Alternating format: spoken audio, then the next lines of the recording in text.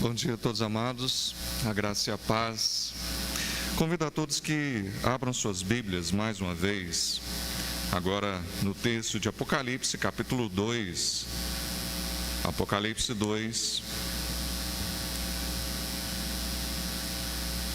Nós faremos a leitura do versículo 8 até o versículo de número 11.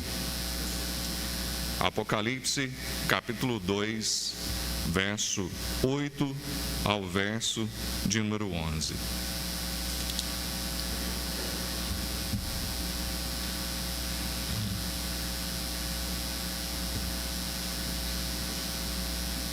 Apocalipse 2, versículo 8 ao verso de número 11.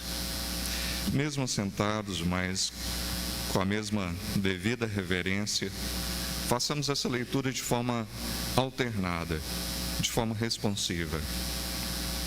Ao anjo da igreja em Esmirna escreve: essas coisas diz o primeiro e o último, que esteve morto e tornou a viver.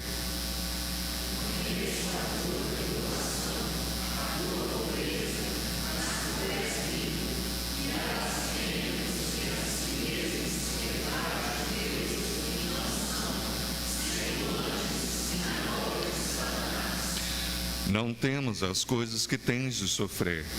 Eis que o diabo está para lançar em prisão alguns dentre vós, para ser dispostos à prova. E tereis tribulação de 10 dias.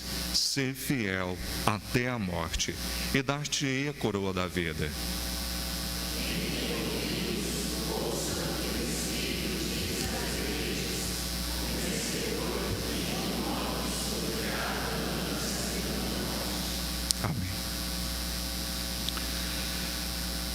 Senhor, mais uma vez pedimos a Ti que ajude a Teu servo, ó Pai, a ser fiel na exposição da Tua palavra, e ajude ao Teu povo, Senhor, a ser fiel no cumprimento dessa mesma palavra. Que em tudo, ó Pai, sejamos encontrados fiéis em amor, em dedicação, em fidelidade a tudo que o Senhor tem nos ensinado. Em nome de Jesus Cristo. Amém. Fidelidade. Fidelidade tem sido algo menosprezado em nossos dias. A questão, por exemplo, dos votos matrimoniais tem sido colocados de que seja fiel, mas até que eu esteja feliz, eu me sinta feliz. Não mais até que a morte nos separe, mas enquanto eu estiver feliz, enquanto eu estiver sendo agradado, eu me manter-me-ei fiel, estaremos juntos. O descaso com o batismo dos filhos. Os pais hoje em dia querem apresentar seus filhos à igreja, mas não querem apresentar Deus a seus filhos. Querem apresentá-los, ser vistos, mas não quer que Cristo seja visto na vida dos seus filhos. A profissão de fé, muitos têm feito seus votos, professado da boca, mas da boca para fora, enquanto seus corações permanecem longe de Deus. Esse trecho das Sagradas Escrituras nos vem falar sobre uma fidelidade bem diferente da que muitos têm professado e vivido. Uma fidelidade verdadeira, uma fidelidade a toda prova, uma fidelidade que verdadeiramente agrada a Deus. Mas esse livro, né, é distinto, é especial. O livro de Apocalipse é um livro, mas também tem características de carta, porque realmente foi escrita ali. É um livro profético, porque vem trazer uma palavra de estímulo, de ânimo, de exortação, estimulando a sua igreja, mas ele fala também das últimas coisas. É um livro diferente. é um livro riquíssimo. É um livro que foi direcionado primeiramente à igreja daquele primeiro século, mas é um livro que é uma carta, um livro que é direcionado a todo o povo de Deus em todas as épocas. Aquele que escreveu, que foi ditado a ele para registrar, para escrever essas palavras, foi o apóstolo João. Isso em torno de 95 depois de Cristo. Ele estava na ilha de Patmos, não estava de férias, não estava ali a passeio. Na verdade, ele tinha sido exilado naquela ilha. Até comentando nas aulas do estudo bíblico, eu comentei que poderíamos pensar num Alcatraz, né? Aquela ilha, a prisão que tinha lá em Alcatraz, nos Estados Unidos. Pode pensar, era uma ilha, uma prisão mesmo, onde ali os inimigos do Império Romano eram levados. E João, o que ele fez? Como se tornou um inimigo do Império? Por conta do testemunho, porque foi fiel a Cristo. Ele então foi exilado naquela ilha. Ali foi escrito então com o propósito de fortalecer o povo de Deus, esse livro, o livro de Apocalipse. O livro de Apocalipse não é alguma coisa oculta, secreta, obscura. Não tem que ser um matemático para decodificar o livro de Apocalipse. Não é necessário nada disso. Até a palavra Apocalipse significa revelação. O Senhor vem nos revelar a verdadeira condição, o que está acontecendo de fato na história. Vem tranquilizar, dizendo: eis que estou vivo. O Deus Todo-Poderoso, nosso Senhor, o nosso Salvador, o nosso Redentor, vive. Diferente do que alguns estavam confrontando ali os cristãos da época, muitos fugindo das autoridades, perseguidos por conta da fé, sofrendo, sendo presos, sendo mortos, e aqueles seus inimigos rindo e falando: onde está seu Salvador? Ele não falou que voltaria? Onde está? E muitos preocupados, nossos irmãos estão morrendo, será que eles estão indo para a glória? Será que eles têm um lugar com Cristo? Esse livro vem então trazer esse alento, esse estímulo, vem mostrar à igreja que apesar da aparente adversidade, estava tudo sob controle. A igreja, ainda que nós sejamos perseguidos e passemos por tantas coisas, devemos nos lembrar, assim como aquela igreja, que está tudo sob controle. Os capítulos 2 e 3 apresentam a figura dos 7 castiçais, que são as 7 igrejas. Eram igrejas mesmo, reais da época. A cada uma dessas igrejas foi endereçada uma carta, porque o Senhor que anda no meio dos candeeiros, o Senhor que anda no meio da igreja, Ele conhece cada uma das suas igrejas. Ele vem estimular, mas vem também corrigir. São cartas mesmo. Então tem a saudação ao anjo da igreja Então, e o anjo ali, o Senhor estava direcionando aquele que estava responsável por cuidar daquela igreja, a autoridade ali daquela igreja. E o Senhor endereça, envia essa carta. Então tem essa saudação, tem a apresentação, aquele que conserva, que é poderoso. Tem elogios a algumas igrejas: conheço as tuas obras. Tem também advertências, tem aquele tom negativo: tenho porém contra ti. Porque o Senhor conhece, o Senhor não só elogia, o Senhor fala: está errado, conserta. E é isso que o Senhor fala. Tem uma advertência: lembra-te, pois, senão... Conhecem esse senão, né? A gente pode lembrar muito da mãe: olha, menino, para com isso, senão... A gente até gela, né? O Senhor também nos fala o senão, nos fala para nos corrigir, para olharmos para aquilo que Ele tem nos revelado e mudar. Ele nos exorta a tudo aquilo que temos ouvido e promete aqueles que permanecerem fiéis, então, a coroa, ao vencedor, a coroa da vida. Esmirna ficava a 55 quilômetros, ali próximo, distante de Éfeso. E diferente de Éfeso, nós vimos que Éfeso teve um problema com o seu porto marítimo, né? No domingo passado. Também Esmirna tinha um importante porto marítimo, e era um porto marítimo natural, tinha um escoamento ali de bens, de manufaturas muito grande.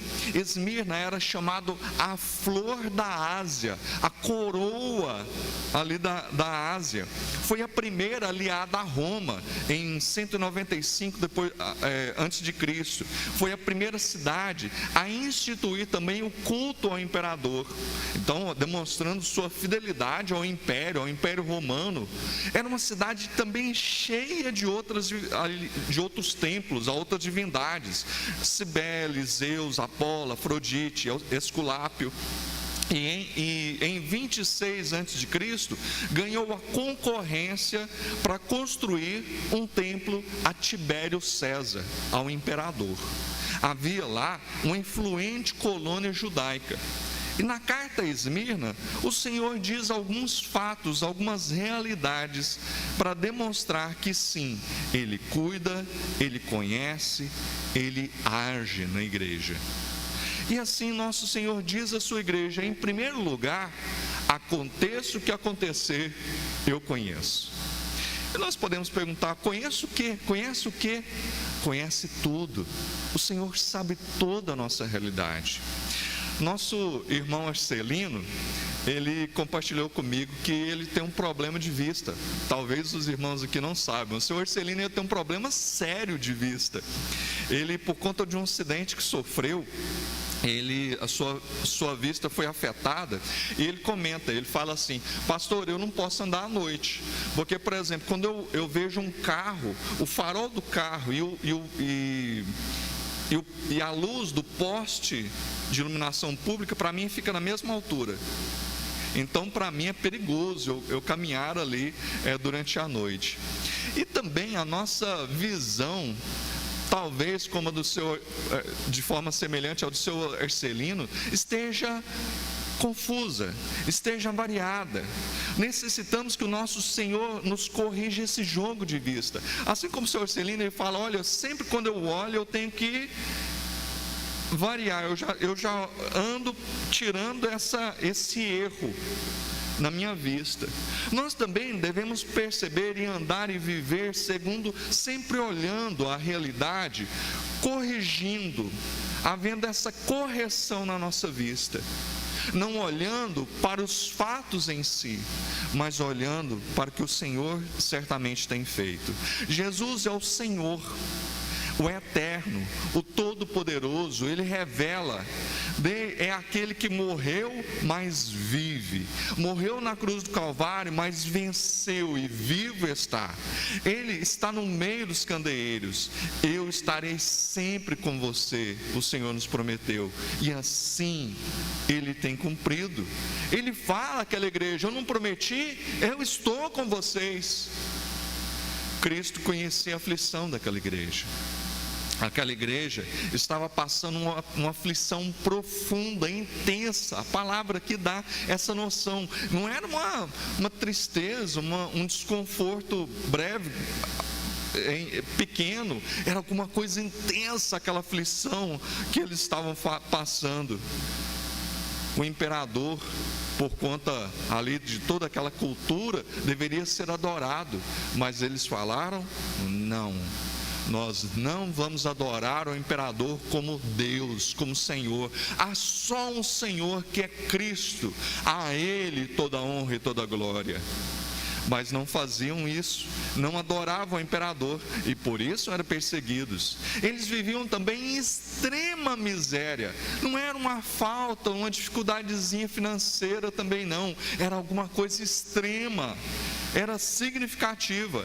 A igreja era uma igreja pobre, porque os seus membros, por conta da perseguição, estavam sendo expoliados de seus bens. Os seus bens eram tomados, eles eram jogados na prisão, era confiscado ali os seus bens. Também, uma vez que eles eram cristãos, se posicionavam, tinham uma vida pura, uma vida santa, eles não iam se relacionar com outras pessoas que não tinham uma postura, a fé ali no Senhor Jesus, e que praticavam coisas abomináveis, a questão de extorsões, a questão de suborno, enganação, para ficarem ricos. Não, os cristãos permaneciam fiéis ao Senhor, e por isso não era uma igreja rica, era uma igreja pobre, uma igreja que passava dificuldades, pequenina, mas era apenas por um tempo.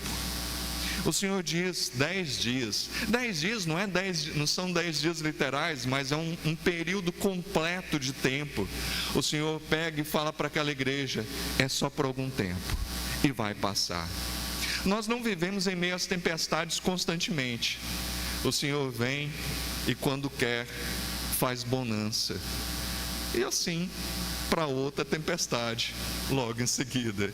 Também não vai ser só bonança todo o tempo. Nosso Senhor conhece a nossa realidade. O Senhor conhece a nossa dor. Nosso Senhor conhece o nosso sofrimento. Ele sabe. Apesar do nosso sorriso amarelo, às vezes, para as pessoas, quando pergunta: está tudo bem? E você responde: tá. Mas o Senhor conhece e sabe muito bem o que você tem passado. Ele nos avalia não pelas posses que possuímos, não pelos bens que nós temos. Ele nos avalia pelo que somos. A igreja de Esmirna era pobre aos olhos dos homens, mas rica aos olhos do Senhor. A riqueza de uma igreja não está na opulência, na beleza do seu templo. A beleza da igreja não está nos seus móveis. A beleza da igreja não está na sua arrecadação. A beleza da sua igreja não está no status social ou na questão financeira dos seus membros. A beleza da igreja está na sua fidelidade com Cristo. O Senhor estava com aquela igreja e se alegrava com o que via. Fidelidade a toda prova, em toda e qualquer circunstância, em todo lugar, a qualquer hora, em toda e qualquer circunstância, aquela igreja permanecia fiel. Muitos consideram que após a conversão será um mar de rosas, e muitos pregam até isso, né? Não, vai ser um mar de rosas. Rosa tem espinho. Rosa tem espinho. Ao nosso Senhor não foi oferecido uma coroa de pétalas de rosa, uma coroa de espinhos foi oferecida a Ele. Nesse mundo, nós não precisamos esperar do mundo os louros, as glórias, as honras, mas coroa de espinho podemos esperar. Podemos esperar sim os espinhos que nos atentarão e nos sobrevirão. Angústias, provações, calúnias, perseguições, doença, morte, são realidades que os servos de Deus têm que lidar, mas sabendo que apesar de passar por todas as situações, o Senhor conhece, o Senhor sabe e o Senhor está ao nosso lado. Assim como a igreja de Esmirna sofreu todas essas coisas, mas foi sustentada por Cristo, nós também somos e sempre seremos sustentados pelo nosso Senhor e Salvador. Nosso Senhor também diz à sua igreja: aconteça o que acontecer, não tenha medo. Não tenha medo. Nós nos amedrontamos, nós nos apavoramos com certas situações.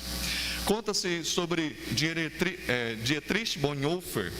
Ele foi um pastor, e na época da guerra, na época de Hitler, ele foi enforcado. Ele e outros pastores escreveram a Declaração de Bremen, quando em 1934 esses pastores ali reformados formaram a igreja confessante, eles testemunharam e fielmente e corajosamente falaram: só existe um Senhor, e não é nem Hitler nem o Estado, é Cristo. E por conta disso eles ficaram firmes no Senhor. E disse Bonhoeffer: Jesus Cristo, e não homem algum ou Estado, é o nosso único Senhor. Obviamente o movimento foi posto em ilegalidade e na época os nazistas prenderam ali não só ele, mas também seu irmão Klaus, seu cunhado Hans e Rudiger, seus cunhados Hans e Rudiger. E ali então foram sentenciados 3 semanas antes dos aliados ali realmente conseguirem vencer o império nazista. Eles foram então sentenciados à forca, foram sentenciados à morte. Mas e aí?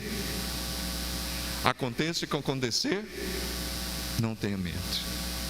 Muitos de nós, quando difamados, quando confrontados, tememos pela nossa segurança, pelo nosso nome, mas devemos temer um nome acima de todos. Devemos ser corajosos e defender um nome acima de todos, o nome do nosso Senhor. Aquela igreja, a igreja de Esmirna, não deveria temer a difamação. Nosso Senhor diz sobre os judeus daquela cidade, os judeus que habitavam ali, que se juntavam na sinagoga. A sinagoga era um lugar onde faziam as leituras, as orações, os judeus faziam, que era uma sinagoga de Satanás. Versículo 9.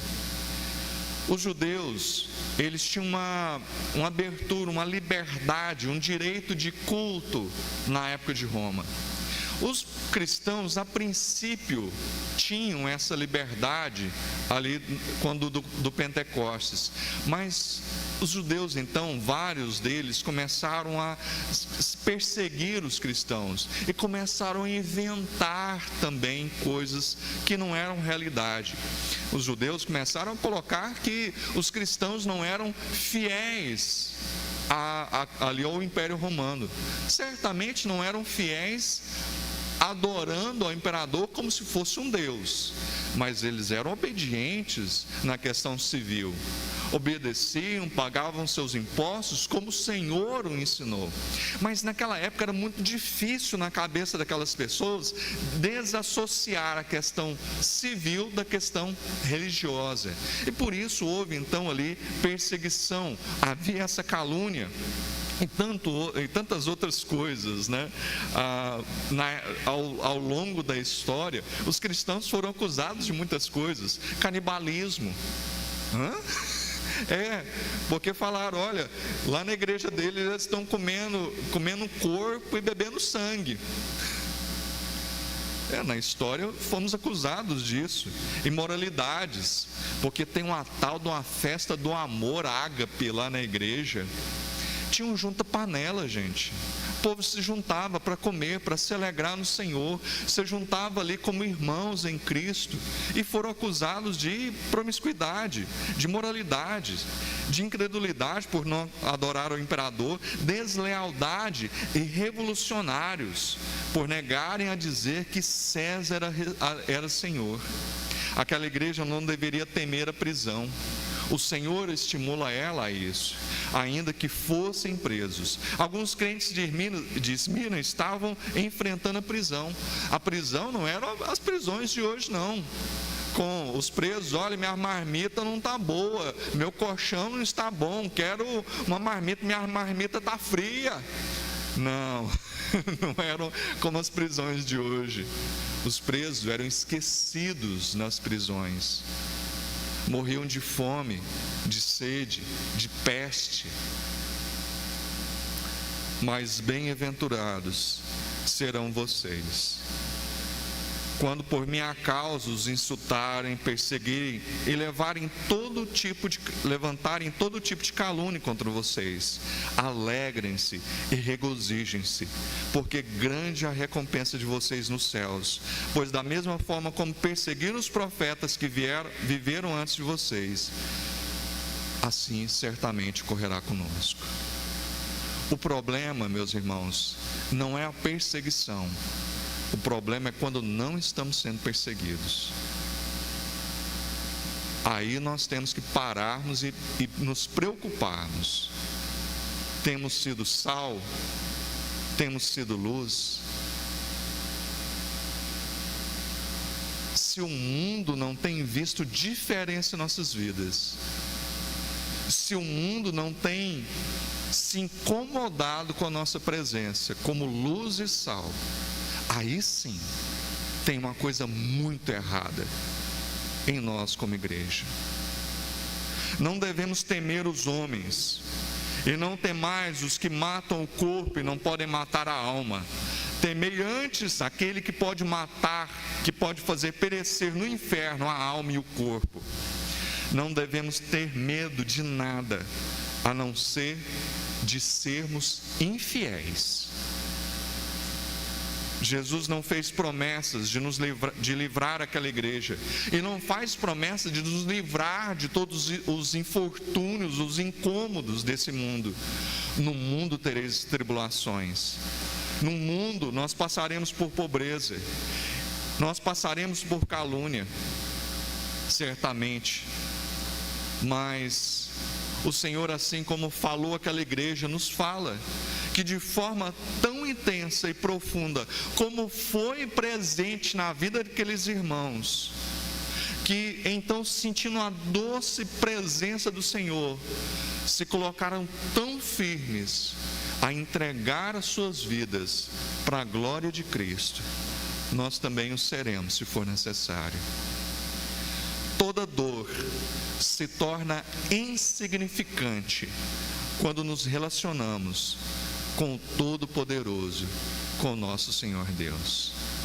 Toda dor, todo sofrimento não é nada quando vivemos uma vida genuína na presença do Senhor. Nosso Senhor também diz à sua igreja: aconteça o que acontecer, mantenha-se firme, mantenha-se firme. Um dos mais conhecidos mártires da época ali da igreja primitiva foi Policarpo. Policarpo foi um bispo na igreja de Esmirna. Ele foi um discípulo do apóstolo João, e em 155 depois de Cristo ele foi queimado vivo ali na fogueira. Policarpo foi levado diante do procônsul romano, e o procônsul pegou e falou: nega a Cristo e eu te ponho em liberdade. E o Policarpo falou, mas nas minhas palavras: você está doido? Policarpo pega e vira para ele e fala assim: por 86 anos tenho servido a ele, e ele não tem me feito senão bem. Como eu posso amaldiçoar o meu Deus, ao meu Redentor, ao meu Senhor? E o procônsul começou ali a afrontá-lo, falar: olha, eu vou te jogar na fogueira, eu vou te jogar às feras. E Policarpo, ele pega e vira novamente para o procônsul e fala: como você está fazendo de conta que não sabe quem eu sou, quero lhe declarar abertamente: sou cristão, sou cristão. Tu me ameaças com fogo, que queima uma hora e depois se apaga. Porém, você é ignorante a respeito do fogo do juízo vindouro e do castigo eterno reservado aos maus. Então, por que demoras? Faça logo o que você deseja. Quer me jogar na fogueira? Joga logo. Isso vai durar, se muito, alguns instantes, mas estarei na glória com meu Senhor. Mas a você um fogo que nunca cessará. foi isso que ele foi falado para esse imperador. Talvez alguns possam falar assim: esses homens eram grandes mesmo, né? Do passado, eram pessoas firmes, nós eram crentes poderosos na fé. Deixa eu dar mais um exemplo. Conheci uma criança chamada Johan.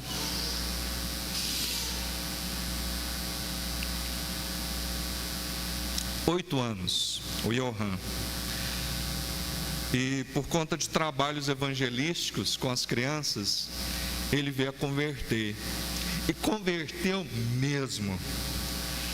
Só ele, na casa dele, era crente. Se converteu a Cristo. E ele pegava, e todo domingo pela manhã, seus pais pegavam e o levavam à igreja. O seu pai, o seu avô o levavam à igreja. Com o tempo lhe deram uma bicicletinha. E ele ia de bicicletinha sozinho. Dia das mães, o Johan sozinho. Dia dos pais, sozinho. Sozinho à igreja, mas firme. Certo dia, por conta das suas peripécias, ele era bem agitadinho, ele caiu da bicicleta e o seu pai proibiu dele de andar de bicicleta durante algum tempo. Naquela manhã de domingo, a sua mãe virou para ele e falou: e agora, como é que você vai para a igreja? E ele virou para sua mãe e falou: eu não preciso de bicicleta para ir adorar meu Senhor. E o Johan pegou e foi a pé para a igreja. E naquele mesmo dia ele faleceu. De manhã ele pegou, esteve na comunhão dos irmãos, se alegrou, louvou o Senhor, me abraçou a Mércia, e de tarde nós ficamos sabendo que ele havia ido para a fazenda, estava num cavalo, passou uma caminhonete, o cavalo se assustou, e ele preso ali ao estribo do cavalo, ele foi arrastado e faleceu. Naquele mesmo dia, o Johan estava com Cristo, testemunhou, aquela cidade toda ficou abalada, mas foi impactada também com o testemunho daquela criança. 8 anos. Aqueles crentes de Esmirna eram pobres, perseguidos, caluniados, presos, e agora estavam sendo encorajados a enfrentar, se necessário, a morte. A cidade de Esmirna, a cidade de Esmirna era fiel a Roma. A igreja de Esmirna era fiel a Cristo. A cidade de Esmirna tinha a pretensão de ser a primeira, de ser a mais rica, de ser a mais gloriosa. Mas o Senhor diz: eu sou o primeiro e eu sou o último. Somos chamados a sermos fiéis, doa o quanto nos doer, custe o que nos custar. Nós somos chamados a permanecermos fiéis. A Bíblia nos diz que temos a honra não só de crer, mas também de sofrer por Cristo, e que certamente seremos perseguidos. 2 Timóteo 3,12. Se formos fiéis ao Senhor, certamente seremos perseguidos, mas aos que permanecerem fiéis, certamente um dia ouvirão: foste fiel no pouco, sobre o muito te colocarei, entra no gozo do teu Senhor. Tantos ouviram isso do Senhor. Como nós temos nos posicionado? Podemos precisar sermos fiéis até a morte, mas então a segunda morte não nos afligirá. Podemos morrer fisicamente, mas nada nem ninguém pode nos separar de Cristo e da vida eterna com Ele. Jesus não pediu ao Pai que tivéssemos tranquilidades. Ele conhece as nossas aflições, Ele está conosco. Ele não nos pediu para tirássemos desse mundo, mas para que nos livrasse do maligno. Ele não cochila nem dorme. somos entregues à morte, mas ao mesmo tempo temos a coroa da vida. Jesus permite o sofrimento. Muitas vezes nós não entendemos por quê. Outras até percebemos. Deus está peneirando a sua igreja, está fazendo um limpa na sua igreja. Aquilo que não tem vida, quando vem o fogo, sepalha, queima. Se não tem vida, queima. O Senhor está mostrando quem de fato é fiel. Não temos as coisas que tem de sofrer. O sofrimento é certo, limitado, mas breve. Concluindo, nosso Senhor diz à sua igreja: eu conheço. Ele nos conhece como igreja, mas nos fala para não temer, e nos fala para nos mantermos firmes, se necessário, até a morte. A igreja de Esmirna foi a única que não recebeu nenhuma advertência por pecados que tivesse praticado. E a descrição dela foi a mais positiva possível. Mas era uma igreja pobre aos olhos dos homens, mas rica aos olhos de Cristo. Nosso Senhor, que é a testemunha fiel, também nos chama a nos posicionarmos para que sejamos também fiéis. E Ele nos diz então: aquele que tem ouvidos, ouça o que diz o Espírito. Algumas aplicações.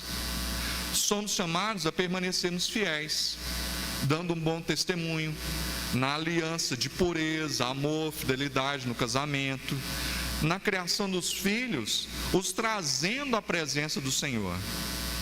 Também nos momentos de lazer, ponderando questão aí do futebol e de outros momentos de lazer, até na nossa postura como cristãos, tomando cuidado com nossos lábios, com a nossa conduta em meio àqueles que não conhecem a Cristo, mas acima de tudo, em tudo, amando a Deus acima de todas as coisas.